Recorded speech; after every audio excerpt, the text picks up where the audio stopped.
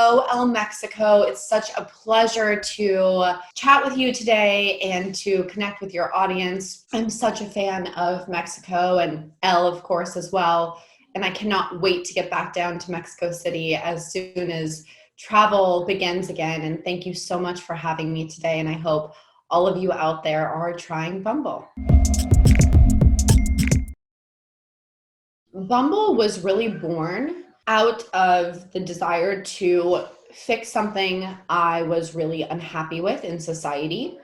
And the issues that were causing me pain or causing other women I knew pain were really twofold. So the first was that I always felt it was unfair that as women, we were encouraged to go first and to, succeed in our classes and succeed in our careers and to be really independent.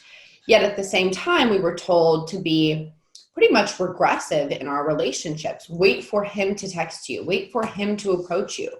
Don't message before 3 days. All of these rules have been imposed on women for centuries. And for me, this disconnect was so profound between what we were meant to do in our lives in terms of women being in control of their day, but we weren't even allowed to have control over saying hello to somebody we might be potentially interested in. And this to me felt really disempowering. And then when you looked at the consequences of emotional and other forms of unhealthy relationships, I had this thesis that a lot of that came down to who says hello first, who has control over the conversation, because every relationship starts with a conversation. And so that was really the driving force of women being in control. But what's even more interesting than that is that so many great stories and so many success stories start with such serendipity and such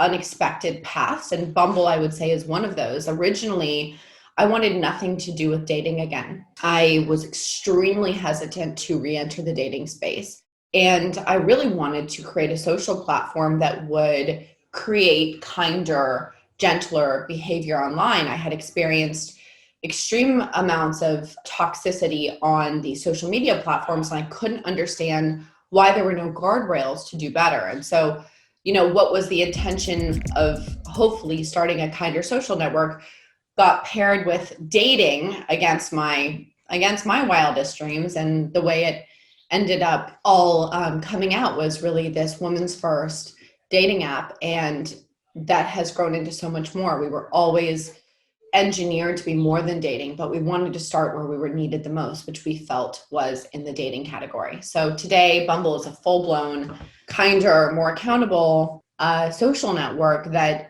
allows for friendships and platonic relationships and other types of non-romantic relationships, as well as professional relationships, career building, recruiting, and then, of course, love.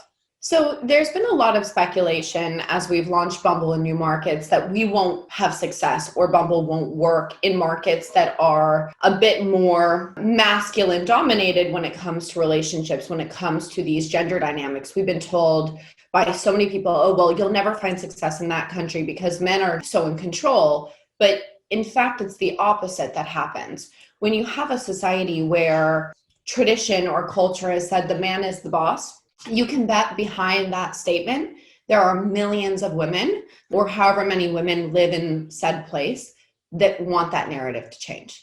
And so when you unlock that opportunity and you give permission to women to be in control of their own relationships, it becomes incredibly viral and it becomes incredibly sought after to be a part of that. And then when you empower the women to take control, all of a sudden, all those kind, good men that also haven't wanted to be a part of this macho, men are the boss kind of mindset, they gravitate and flock to this too, because they're grateful to have a woman in control. So it really just helps recalibrate. And we see great success in countries where there are otherwise more traditional gender roles in place. Bumble's mission is to create healthy and equitable relationships. We want to help people find anyone they might be looking for that they don't know yet. a love interest, a friend, an expert opinion, an activity partner, a business partner, a job opportunity. But where we do it different is we put women in the driver's seat of their own connections. We want to reduce toxicity and bad behavior on the internet. We want to engineer accountability, kindness, and better behavior online that hopefully leads to really healthy and equitable relationships in the physical world.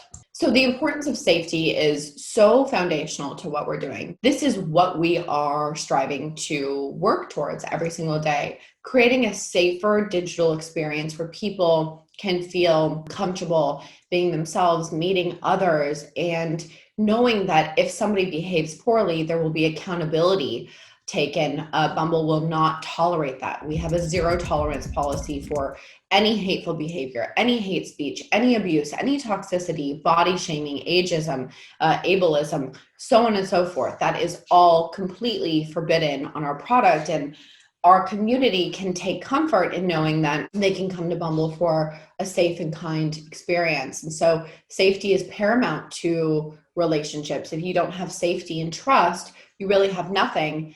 And that's something that we're so focused on as a company. So our dedication to safety spans offline as well.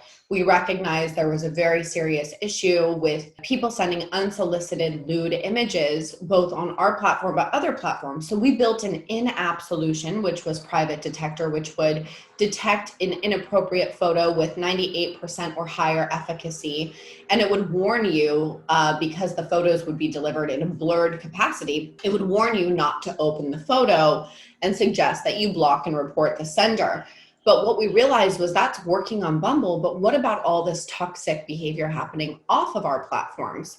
And so that was really what inspired us to go get involved with legislation and help pass originally a bill that then became a law in the state of Texas, where it is now illegal to send an unsolicited lewd image via any form of digital communication in the state of Texas. And we hope to take both this policy and others that help create a safer ecosystem for women online and pass that hopefully at the federal level, and then also go and advocate for legislation in other markets that could really benefit from these type of policies as well.